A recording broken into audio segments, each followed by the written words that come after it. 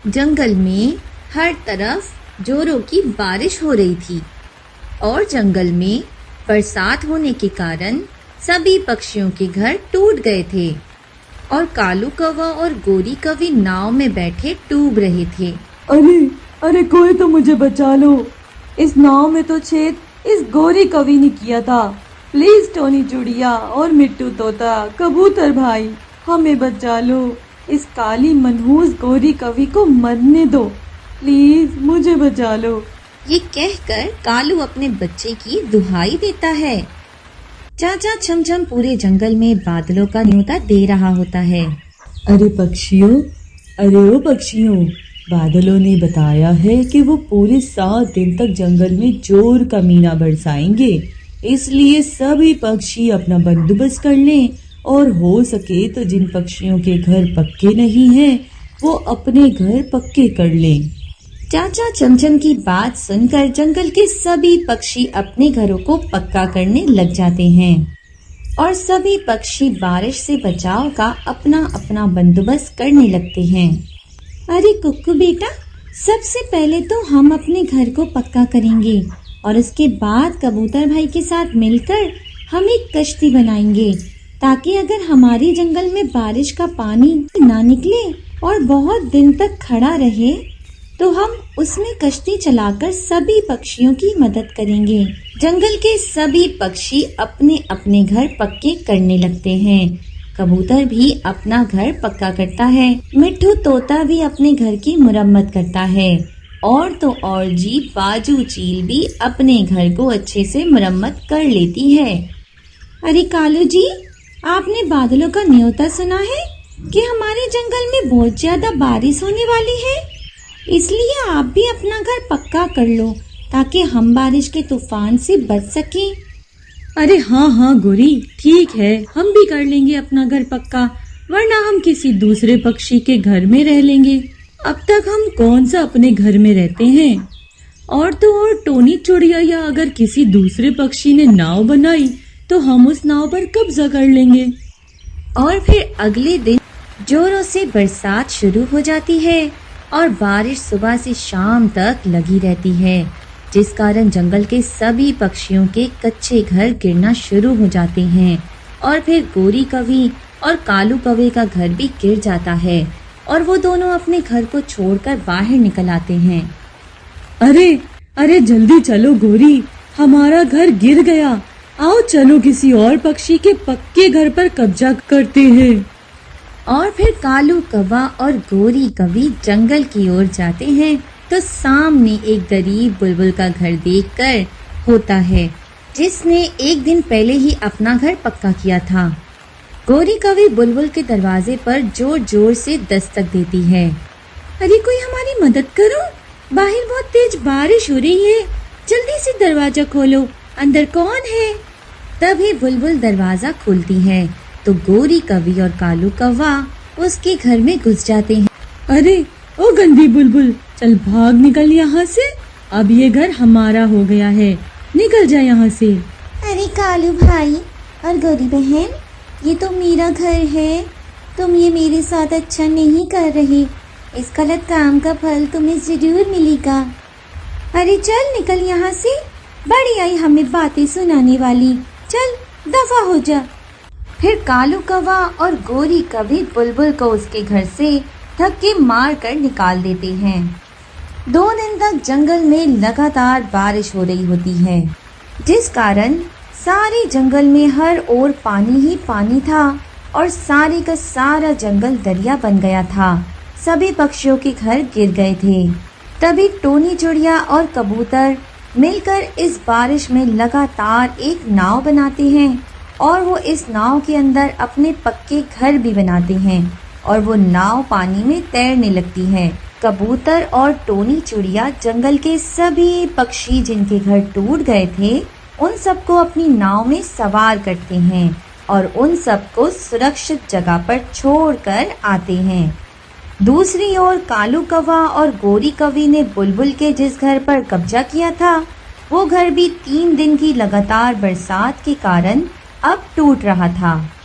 कालू जी, ये घर भी टूटने वाला है। अब जल्दी से इसका कोई उपाय निकालो, वरना हम इतनी तेज बारिश में कहाँ जाएंगे। तभी कालू कौवा एक सुराख से बाहर झांकता है तो वो देखता है कि टोनी चिड़िया बरसात के पानी में एक नाव चला रही है और इस नाव में जंगल के सभी पक्षियों को किसी सुरक्षित जगह की ओर लेकर जा रही है। गोरी, मुझे एक उपाय नजर आया है। तुम देखो इस सुराख में से। टोनी चिड़िया और कबूतर ने एक नाव बनाई है और इस नाव में उन्होंने अपना घर भी बनाया है और जंगल के सभी पक्षियों को वो नाव के जरिए किसी सुरक्षित जगह ले जा रहे हैं। हमें आज रात उस नाव पर कब्जा करना होगा, वरना कल सुबह तक हम जिंदा नहीं बचेंगे।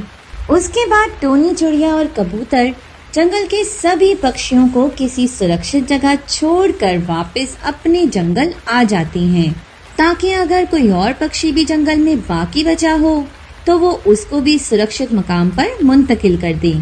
रात के समय जब बारिश थोड़ी सी रुक जाती है तो गोरी कवि और कालू कौवा टोनी चिड़िया और कबूतर की नाव की तरफ जाते हैं। अरे गोरी, अब तो बारिश रुक गई है, क्यों ना हम इस नाव में सुराख करें। जब थोड़ी दूर ये नाव चलेगी तो ये डूबने लग जाएगी और टोनी चिड़िया और कबूतर ये नाव छोड़कर भाग जाएंगे और फिर तुम और मैं इस नाव पर कब्जा कर लेंगे और फिर हम इस नाव का सुराख बंद करके इस तरह ये नाव हमारी हो जाएगी और फिर हम इस नाव के जरिए कहीं भी आ और जा सकेंगे। अरे वाह, मेरा कालू कितना बुद्धिमान है। ठीक है कालू जी, हम ऐसा ही करते हैं। और फिर गोरी कवि और कालू कौवा रात के अंधेरे में कश्ती की ओर बढ़ते हैं और उसमें एक सुराख कर देते हैं। फिर जैसे ही सुबह होती है, टोनी चिड़िया और कबूतर इस नाव को बरसात के पानी में धकेल देते हैं और इस नाव को चलाने लगते हैं। लेकिन थोड़ी दूर जाने के बाद नाव पानी से भरने लगती है। ये देखकर टोनी चिड़िया और कबूतर परेशान हो जाते हैं। अरे कबूतर भाई, ये क्या हो गया? हमारी नाव में पानी भर रहा है, ऐसा किस कारण हो रहा है? टोनी बहन, मुझे तो नहीं पता, हो सकता है हमारी नाव में सुराख हो गया हो। और फिर कबूतर और टोनी चिड़िया नाव को जंगल के किनारे की ओर ले जाकर उस नाव को वहीं छोड़कर वहां से उड़कर चले जाते हैं। उसी वक्त कालू कौवा और गोरी कवि उस नाव पर कब्जा कर लेते हैं और वो देखते हैं कि इस नाव पर तो बहुत अच्छे अच्छे घर हैं।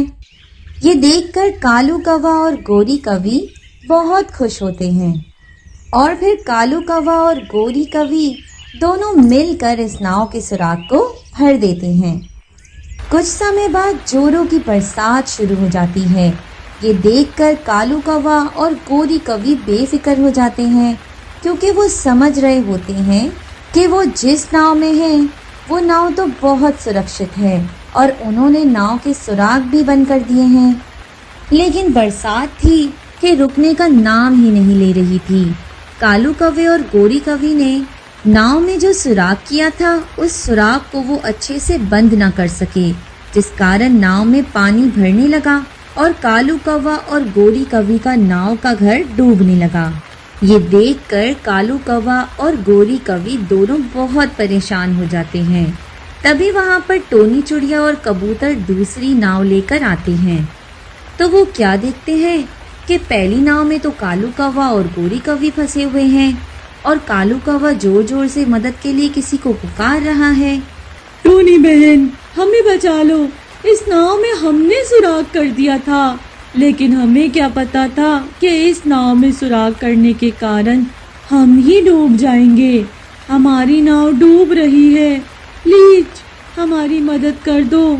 मैंने तो नाव में सुराख इस गोरी कवि के कहने पर किया था, इसलिए प्लीज मुझे माफ कर दो। अरे ओ कालू के बच्चे, ये तुम कैसी बातें कर रहे हो? यहाँ मैं मरने वाली हूँ और तुम उल्टी सीधी बातें कर रहे हो। प्लीज कबूतर भाई और टोनी चिड़िया, मुझे बचा लो, वरना मैं मर जाऊंगी। टोनी चिड़िया, मुझे बचा लो प्लीज, वरना मैं मर जाऊंगी। अच्छा, तो इस नाव में तुमने सुराख किया था, अब तुम दोनों अपनी सजा भुगतो।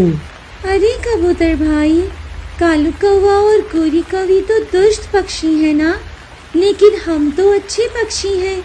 चलो मिलकर इनकी मदद करते हैं। और फिर टोनी चिड़िया और कबूतर अपनी नाव लेकर कालू और गोरी कौवी की ओर जाते हैं। मगर ये क्या, इतने में तो कालू कौवे और गोरी कौवी की नाव में पानी भर जाता है और वो दोनों डूबकर मर जाते हैं। सच कहते हैं कि बुरे काम का बुरा नतीजा।